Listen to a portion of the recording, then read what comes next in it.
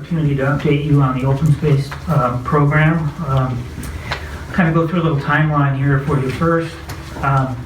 Starting in 1999, the city of Prescott adopted the first open space plan, and then in 2000, the voters approved a 1% sales tax extension to include funds for streets and open space. 2003, the mayor at that time appointed a open space advisory committee. In 2009, then the work of that committee came out with a master plan, which was then approved by city council. That was 2009. In that same year, with that work being done, the mayor at the time then disbanded that committee. 2012 and 2013, we worked with stakeholders throughout the community to update that 2009 open space master plan. And then there's been a couple subsequent updates to council in 2014 and 2015. And then, of course, as you all know, in 2015, the sales tax relating to the open space funding expired. The difference between 2008 and 2009 is the plan was generated in 2008, approved by council in 2009, so they'll be confused by that. The 2008 open space plan overview, the value criteria that was outlined from that committee in that plan was that the property should be recreational, scenic, ecological, prehistoric, historic, cultural, economic, and have strategic connection. One or more of those features in a piece of property to make it move to the top of the list. The tools that were laid out in that plan and continue on today, there's more than one way to get the open space through land donations, through land exchanges, fee simple purchases, easements, license agreements, through third-party facilitators such as Central Arizona Land Trust, state land reclassifications, federal land acquisition opportunities, public-private partnerships. This is a big one moving forward, planned area developments and master plans. That'll be big moving forward. And then, of course, voter-approved initiatives, which we don't have at this time. So in 2012, then we reached out to the stakeholders in the community, a lot of the local nonprofits, a lot of the land managers, the county, town of Prescott Valley. We had the Forest Service. A lot of people invited them to a series of stakeholder meetings to look at the 2009 plan and to just kind of make adjustments that were more current. So we went through and defined the properties, which in large part had already been defined, but of course some other opportunities had come up, so we updated that. Then we reported that progress to the General Plan Committee, and then we gave that General Plan Committee a tour of some of the geographical areas that were outlined in that plan so they could get their feet on the ground. We then divided it into funding versus non-funding, and I'll get into that a little bit more in a minute. And then again, we just continue to take input from local nonprofits to currently update the plan and to see where other opportunities might lie. So what we did from that, updating that 2009 plan then was put the properties into we identified 48 properties in different areas and then put them into these 5 categories. And some landed in more than one category because there's possibly you might get a donation or you might end up with an easement. So they fell into different categories. Some fell into 2 or 3 different categories, but in general, those categories were designation via development agreements, access to open space via trail easements and license agreements, which we've done a lot of recently with the Circle Trail is a good example, designations using the 1% sales tax monies, conservation via donations, and then other properties that were identified as suitable for conservation. These being primarily big tracts of state trust land, for example, Pea Mountain, Glassford Hill, those properties where they don't have the water to develop. They're very steep properties, but they are suitable for conservation. Then we lined up that plan to make sure that it lined up with the goals set forth in the 2015 general plan, and I think we've accomplished that. Goal number 1 was to pursue a majority of the recommendations by the former advisory committee on open space acquisition from the council adopted 2008 open space master plan. So we've continued those recommendations on and just updated those. To seek collaborative ventures between private, public, and nonprofit sectors for expanding, improving, maintaining, and providing stewardship for open space. And then, of course, maintaining the biological, cultural, visual and recreational integrity of those protected and unprotected tracts of open space. Here's the open space expenditures from the tax since its inception. You can see some years where a lot of money was spent and some years where it wasn't. Some of these bridged fiscal years, some of the purchases bridged fiscal years, so some years seem bigger than others. But in all, the total amount spent was $16 million, just a little over $16 million. Joe, does that include Willow and Watson Lake? Willow and Watson Lake was purchased in 1998 before the sales tax. But it is used for open space? It is used for open space. And we did space. purchase it? That's correct. Thank you.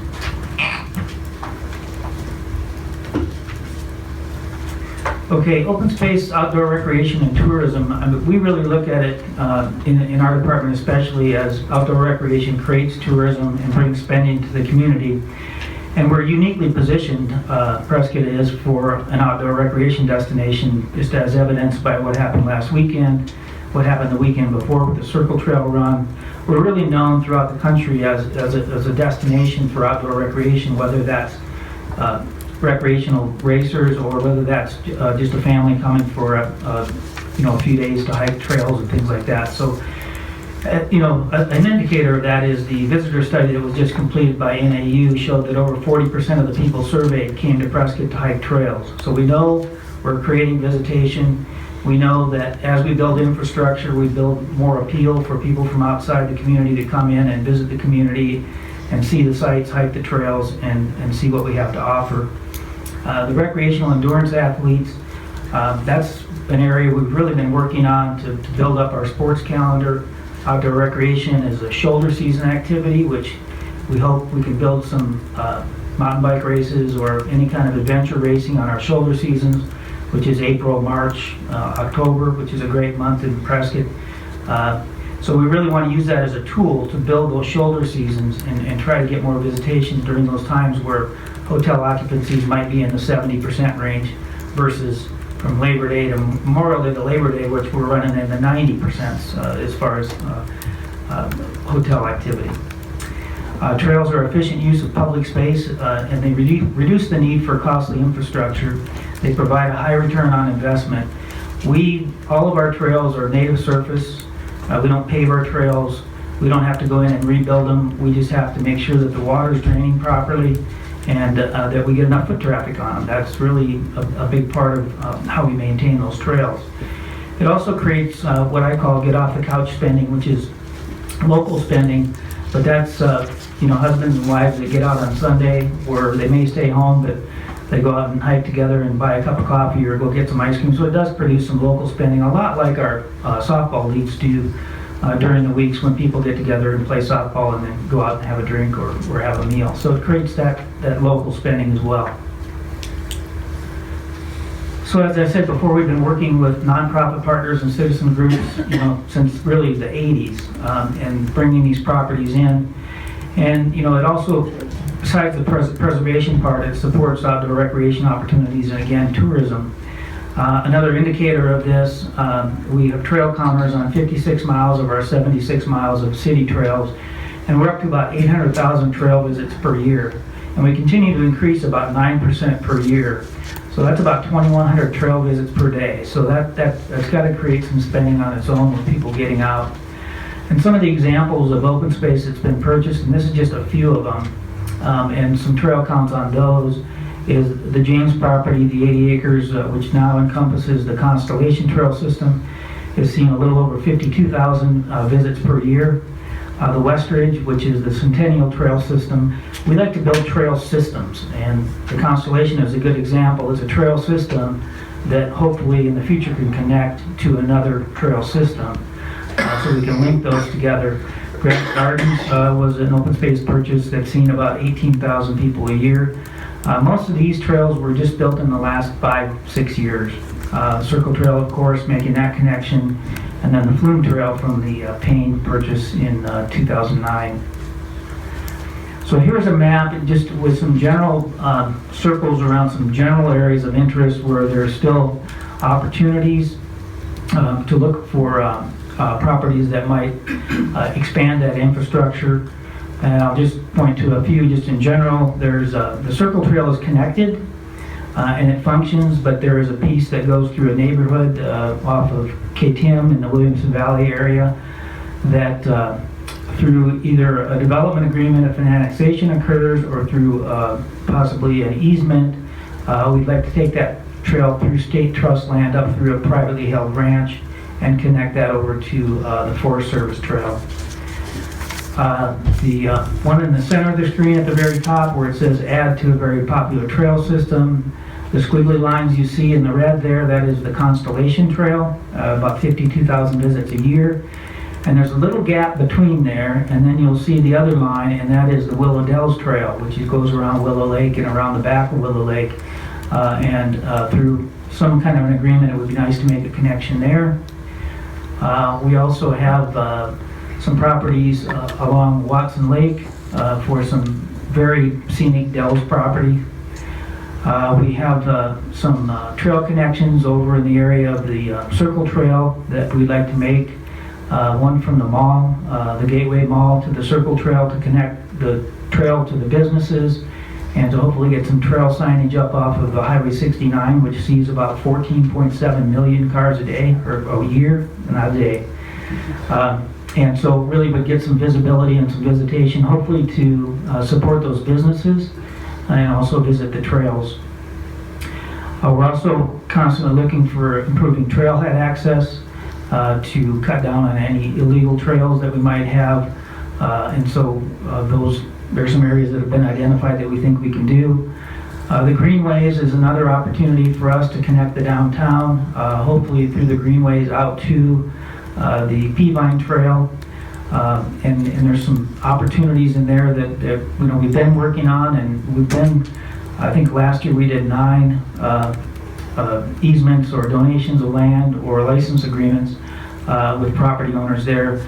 We want to continue that effort. Some are easier to get than others, and some may require more than just working out an easement. And then also out of the Goldwater Lake area, there's possibly an opportunity there to extend our already city-owned property by an agreement with the Forest Service, which would allow us to expand camping and other recreational opportunities, which would increase that visitation out to that lake. So with that, if you have any questions, I'd be happy to answer those. Councilwoman Wilcox? I have a couple questions. This one's probably better directed toward Mark Woodfill. On page, Joe, you gave us the amount of money that has been spent on open space expenditures. Mark, can you tell us the total amount of sales tax collected over the streets and open space sales tax for the last 15 years?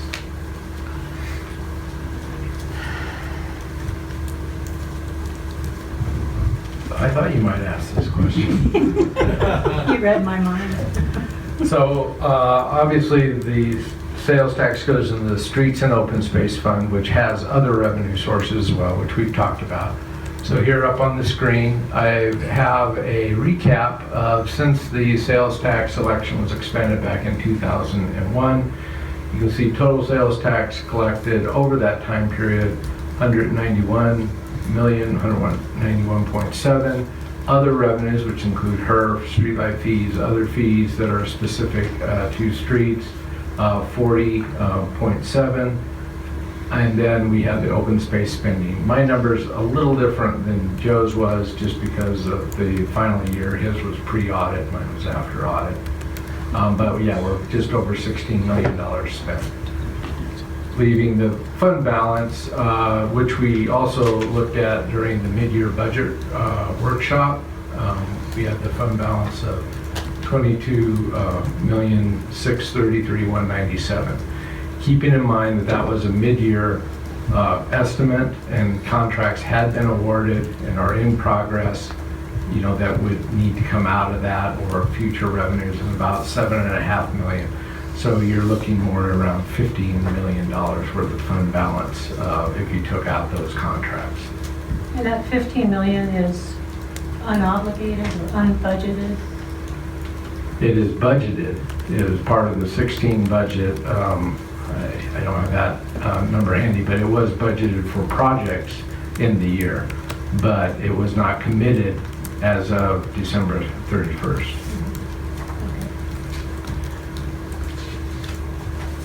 I have one more question of Joe.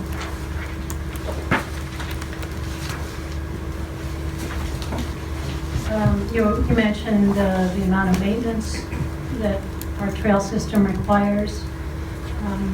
I know we have a large group of volunteers that provide maintenance and trail building skills. Can you talk about that a little bit? Well, we're able to do a lot of our trail maintenance and our trail building through our volunteer base with coordination from the city. And that's been very successful, continues to be successful. In fact, the workforce that they have has even allowed them to reach out and do some work in other communities. So that workforce is there.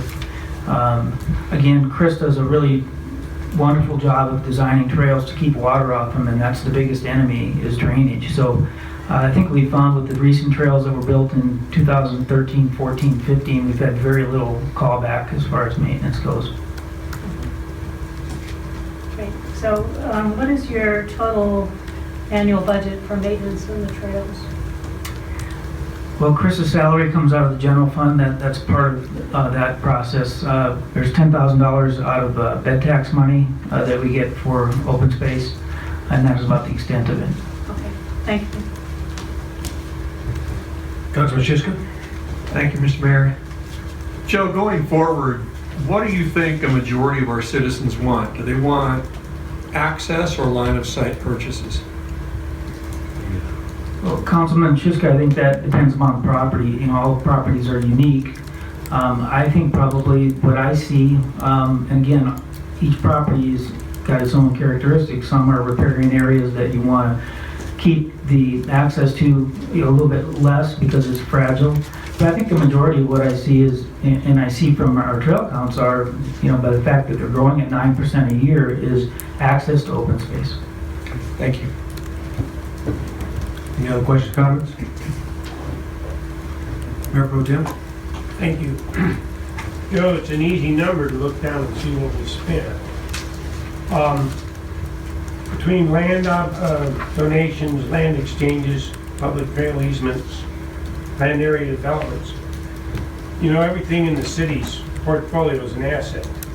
Do you have any idea how much value the land that the city's acquired in the last 20 years or whatever it's been in open space other than just plain purchase?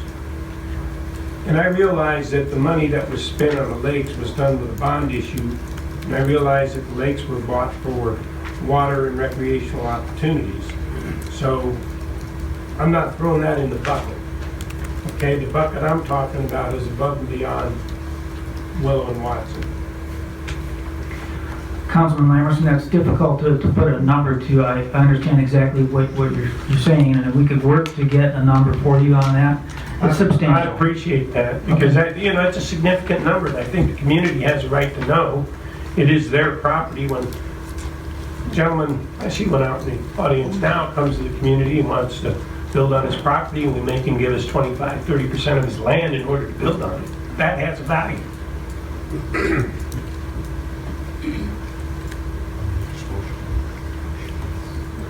Councilman Moore? Similar to what Councilman Lamerson just said, another number that would be great to have would be the impact economically. I know we know the numbers as far as visitors, the number of people that are on the trails. 40% of the people come for the trails. I don't know if a lot of those are, we talk about beds and heads, whether or not they stay overnight. Certainly I think the circle trail is going to bring people overnight, but do you have an estimate of the economic impact of the trail system? I have numbers for statewide spending on outdoor recreation, which it's a segment of the economy that continued to grow during the recession. I use indicators such as the transient occupancy tax, which has grown by 42% in 5 years. That's not just outdoor recreation. That's our sports tournaments have grown too, and that's a lot of the special events that happen around town. But those are indicators I have. I don't have a number specific to Prescott. Would it be possible to kind of figure one out? I know it would be an estimate, but just so we could compare what we spend, what we bring in? Councilwoman, I'll look into that and see what I can Because do. I have seen something, John, I want to say something like $5 million or something as far as outdoor education, the impact. I will look and see what I can come up with. I know I have statewide numbers. I know we continue to increase our market share in the state, so it's not really fair to compare us to, I'm not going to throw anybody else under the bus, but we're a unique destination. We get our share. Councilwoman Wilcox? I have another question for Mark. If you wouldn't mind putting that graph up on the screen again, the table. I just needed to clarify something. The mid-year budget. Screen.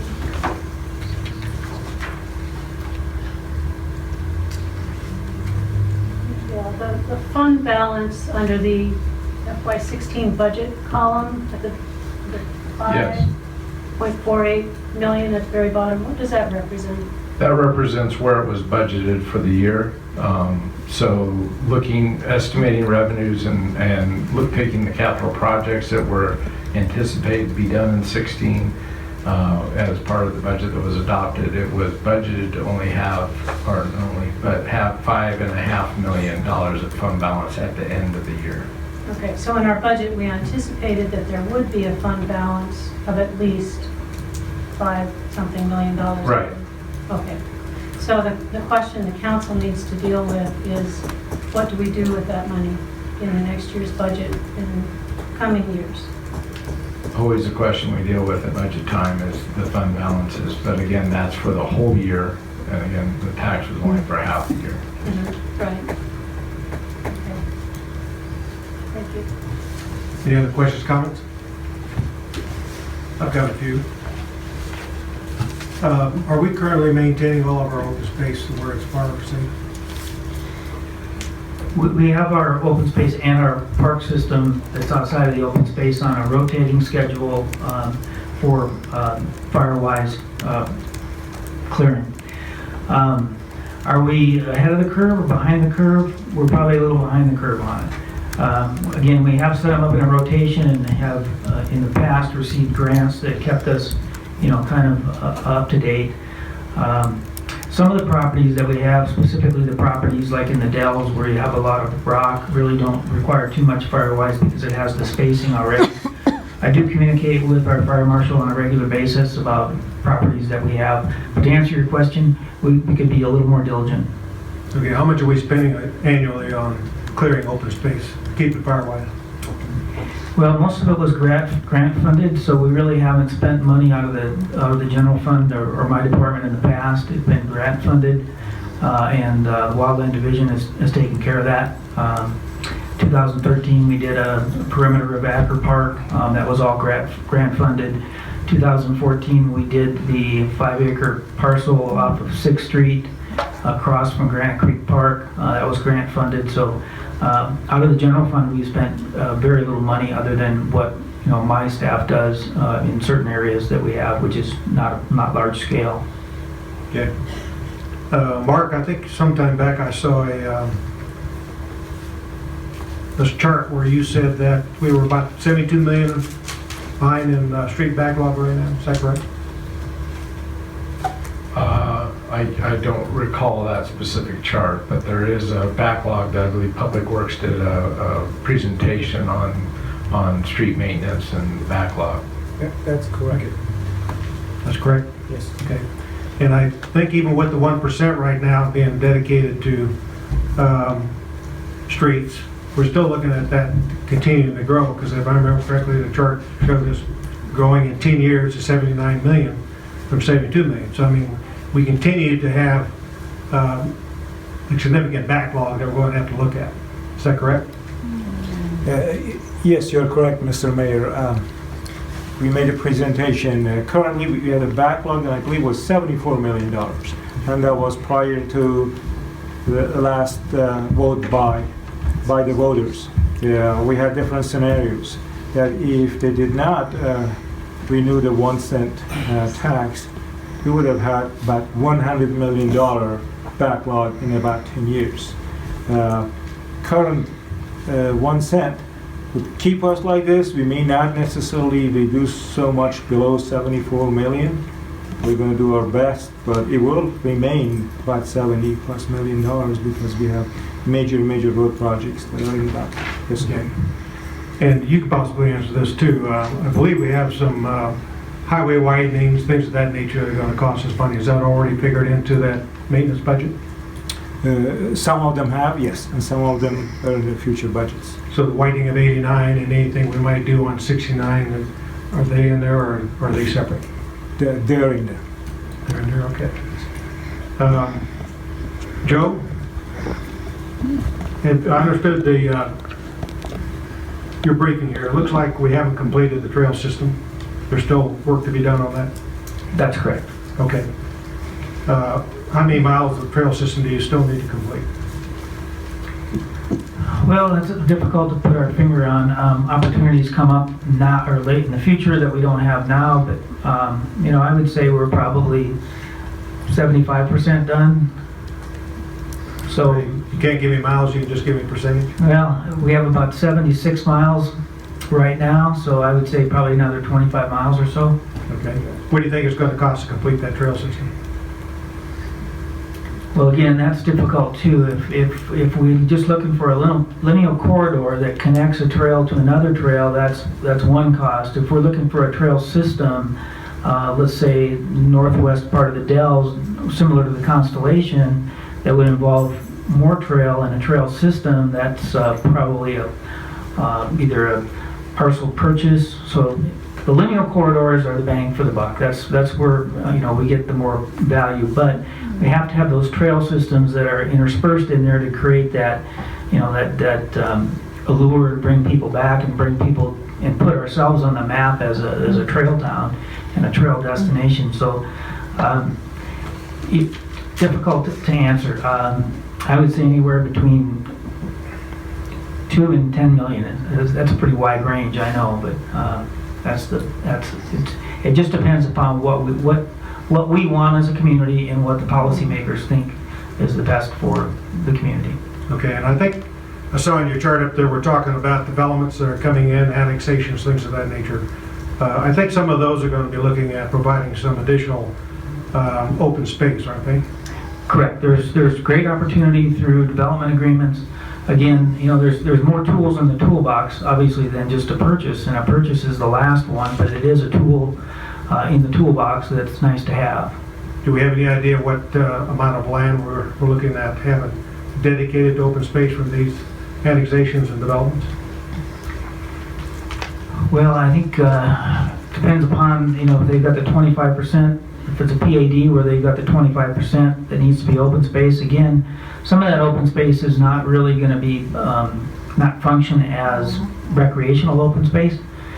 I can't remember the numbers on the total annexation, but if it was 1,100 acre, or say it was 1,000 acres, there's 250 acres. How much of that would be recreational, I wouldn't know for sure. Okay. So would that land be maintained by the city once it's designated as open space? What we would hope to do is have a dedicated easement from the development. That would be the trail system would be the city of Prescott's trail system, part of the Mile High Trail system. The open space outside of that would be their responsibility to maintain. So you wouldn't see an additional cost to the city? No, we would just have the trail width, which we typically going to be about 10 to 15 feet wide. Just we try to end up with about a 3-foot walking tread or 4 foot, but then you've got cuts or fills, so about 10 to 15 feet wide. That would be the corridor. That would be the recorded easement to the city of Prescott and be our responsibility to maintain, which again, built correctly with the proper drainage in it and enough activity on it, it's pretty minimal. Okay. Well, we do have current linear easements. Do those have to be refreshed at some point, or do we have them for, long periods of time, like 20 years, 30 years? We do very, very little. I mean, I can't, and Chris is here if he can think of a particular instance, but usually we'll build a trail and we'll go back to it after a big rainstorm, and we might find 1 or 2 areas we just need to touch up. The Over the Hill gang comes in and maybe they just put a little depression in to get the water off the trail, and then you know, it's back to good. So it's really, Yeah, what I was talking about is, if we have an agreement to go over somebody's land with a trail, is there any recurring cost to that easement? no. Okay, That so would- we get it for long periods of time, Correct. 40, 30, 40, 50 years, something like Correct. that. So we pay a one-time cost. In that case, through the development, yes. Okay. State trust lands are different. Those easements are easements that, depending upon the zoning of the property, it could be 10 or 50 years that you revisit that. 10 on the commercially zoned property, 50 on the residential zoned property. But these easements through the development agreements would just be outright donations. Okay. Maybe this is for Mark. How much money do we have in the budget for 2016 for any kind of open space, trail maintenance, whatever? For maintenance or for acquisition? Both. I believe we had 730 in the budget for oak acquisition. That was made up of these two projects from last year, one dealing with Goldwater Lake and one with the right-of-way on state trust land. As far as maintenance, as Joe said earlier, there's about 10,000 from the bed tax and then some salary cost in the general fund. I don't have an exact number on that. Okay. Thank you. Councilman Schistler. Thanks, Mr. Mayor. Joe, excuse me, can you cite any incidences where the price of land has gone up because all of a sudden Prescott has money to buy open space? From personal experience, I can't, but I wasn't here when the majority of the money was spent. In the time that I've been here, you know, I think we've averaged about $30,000 a year. But I would imagine back when there was more property being purchased, the land values were up. I think the average price per acre that was paid when you average everything out was about $50,000 per acre. Thank you. Councilman Blair. Yeah, Joe, if you would, and I don't know that you'll have that answer, but Prescott Lakes, as being one of the newer subdivisions, quote unquote, donated quite a bit of land based upon the PAD. And we ended up with a lot of trail systems through Prescott Lakes, as well as a Vista Park and other things. Can you put a number on that? Again, it's not about the feature of walking to one of the gated communities that they call open space. It's not about the right-of-way that's in the middle of the street that they landscape called open space. I'm talking about usable recreational space. We do maintain the park on top of the hill that was donated to us from Prescott Lakes. We utilize and maintain those trails through Prescott Lakes, and just recently, you guys just got through with Chris's help, thank you, creating a trail through the new Dell subdivision, and I'm sure there's open space tied with that. There is a value to those to the community that we receive based upon PADs, and that value is, as Jim talked about, I think the citizens need to understand what that value is. So if sometime we can put a number on those, because I know you going up to Prescott Lakes and seeing that park every single day, and especially on the weekends, used nonstop, as well as that trail system that links in with Watson and Willow Lake, pretty popular place to be. Councilwoman Wilcox. Well, thank you, Mayor. The 25% open space requirement for a PAD doesn't necessarily require that that open space be accessible to the public. Is that right? That's correct. There's private open space and public open space. Mhm. So in some of the PADs that you've seen in your time here, do we have a combination of public and private? And do you have any sense of how much of it is open to the public? It's a combination. You know, I do find that most of the developers are really keen on the idea that the trails can become a great marketing tool for home sales. So they're open to arrangements that allow public access because, again, it does work as a marketing tool for sales. Mhm. So 25% may sound like a lot of acreage, but in fact, not all of it is open and available for public recreational use. Right. Correct. Councilman Blair. I would disagree and ask the city attorney. If the city of Prescott is requiring through legislation by the city code that the developers give up 20% of their property, because it's a PAD, it becomes the city of Prescott's open space property, and it's shown on the map as open space, and it's publicly accessible. I think it depends. You have undeveloped open space or natural open space, which is sort of untouched, and you have other sort of undeveloped open space, which could be, lawn areas or those kinds of things. So we're talking about, when we talk about the 25% as far as the land development code, it's really sort of that undeveloped space, which is, no parking, not including parking lots or obviously the buildings or those kinds of things. It's really sort of that undeveloped or grass areas or drainage areas can all be considered open space. More often than not, the open space isn't dedicated to the city. The city doesn't own it. The homeowner association has then the maintenance obligations for it. So, but oftentimes as part of that, we get a trail easement, which is in perpetuity, so we get it forever. That becomes essentially city property, the easement itself. So the land development code open space requirement isn't a dedication requirement. The underlying property owner, which ultimately is the homeowner association, continues to own it and have the obligation to maintain it. By way of a development agreement, if we do a PAD sort of as a rezoning and a development agreement, we can get 25% or some other number dedicated to the city, as part of that agreement, as part of the sort of exchange for rezoning, for instance, is considered basically a consideration to them. Then we need to do our job like it's been done in the past. When somebody comes forth and wants to annex into the city, is require them to dedicate certain parts of their development for public access through those developments. Well, and again, I think we tend to do that public access, that trail easement, and I think a lot of it may depend on sort of what, the location of the property that's annexing in, and how they're going to configure the open space. Because sometimes the open space can be internal to a project. Right. It can be like a central park kind of to a project, which may or may not be accessible to the public. It may be accessible more to the homeowners who are, in that particular development. So, but that's part of the planning process and the development process. When a developer comes in and says, I'm annexed in at 1 acre or 2 acre lots, I want to do a PAD and have these various different sizes of residential lots. Part of that is just simply the negotiation.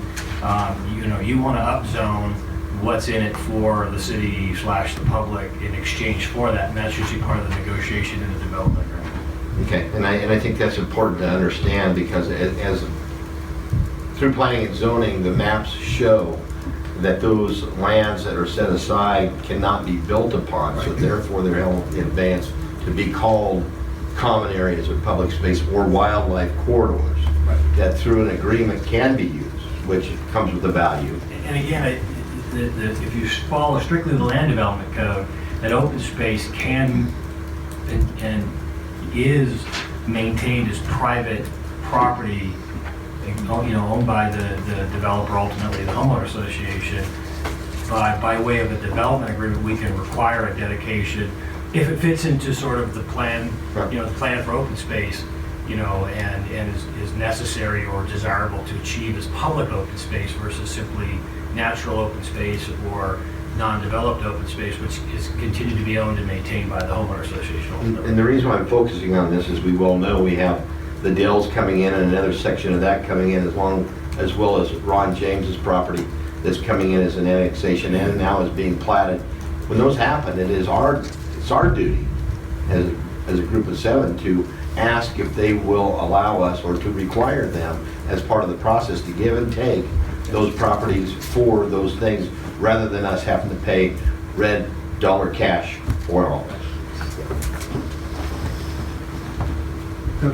Well, and I think on Steve's point, I happen to live in Prescott Lakes, and we have a lot of open space in Prescott Lakes.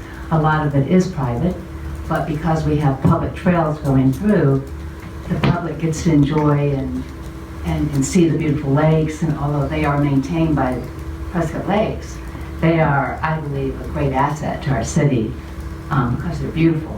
And everybody gets to go over and enjoy them. It's right on a public street, and so there's certainly public access. So even though it's a lot of that space in Prescott Lakes is private, it's also accessible and beautiful to the public.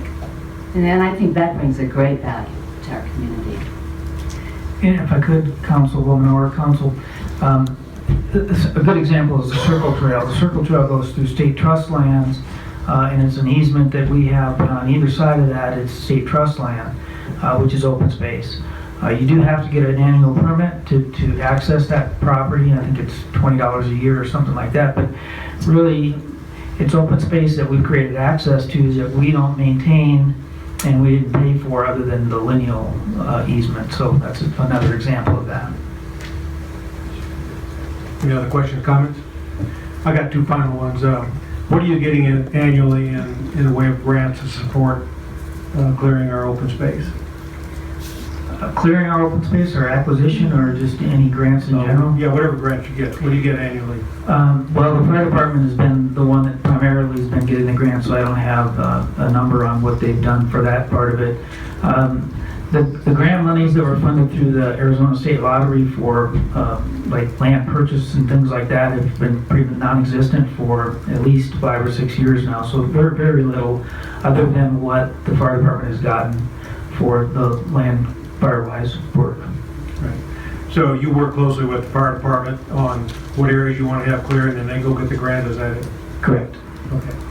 I think one comment I'd like to go ahead and make too is that I talked to our real estate manager, and he indicated that the prices that we're paying, that we paid in the past for a lot of the open space was exorbitant. We couldn't, if we sold today, we wouldn't get half the price. So what are we doing if we are looking at future acquisitions? How are we going to ensure that we get it at the right price? You know, we're spending the taxpayers' money.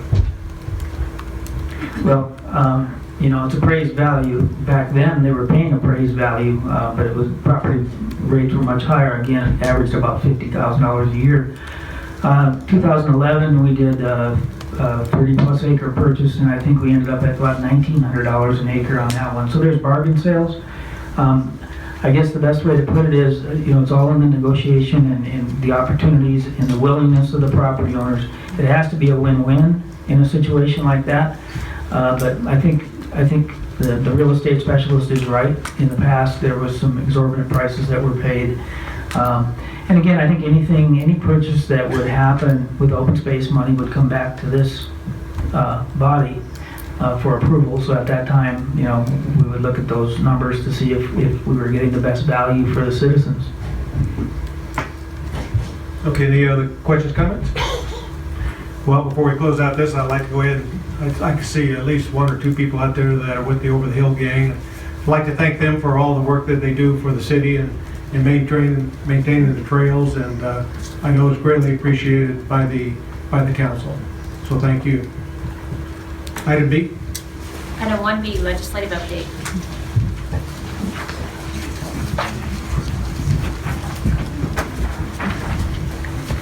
Thank you, Mayor and Council. I don't have a lot to share today. I know that will probably disappoint Mayor Pro Tem Lamberson, but maybe next time we'll have more. It is the 114th day of the legislative session. It is the 4th day that the Senate and House have been talking about the budget all day long into the night. So that is their main focus right now. This morning I received 10 pages of line item adjustments that are being considered. So it doesn't look like we're much closer to agreement between the House and Senate on the budget. So I think we have a few more days ahead of us as far as the budget goes. After that, there has been a commitment from President Biggs that bills that have a final vote pending will be heard in the House and Senate. We'll see if that happens. There were bills that were victims of the budget last year, so hopefully House Bill 2107 will not be a victim of the budget this year. I think we can be optimistic that based on the progress that other bills have made, that we will see a final vote on that in the House. I would point out that the fireworks bill that we have been tracking did make it through Senate Cal yesterday, Committee of the Whole. So it's still moving towards a Senate vote. And we did make contact with Senator Pierce requesting that he vote no on that once it reaches a final read in the Senate. Other than that, we have seen 107 bills passed. 105 of those have been signed by the governor. One of those was vetoed, the cursive handwriting. And there are a number of bills that still are awaiting a final read related to guns in public places. The fireworks bill, House Bill 2107, structured sober living, the Airbnb bill is still awaiting final read, and there's always the opportunity when the budget's moving slow for different items to be victims of the budget. So I don't have much else. Any questions, comments from the council? Okay, thank you. Thank you. Item C. Item 1C, request for information regarding the May 3rd, 2016 voting meeting agenda item. Does anybody have any requests for information or upcoming voting meetings? Apparently not. Okay, thank you everybody for attending.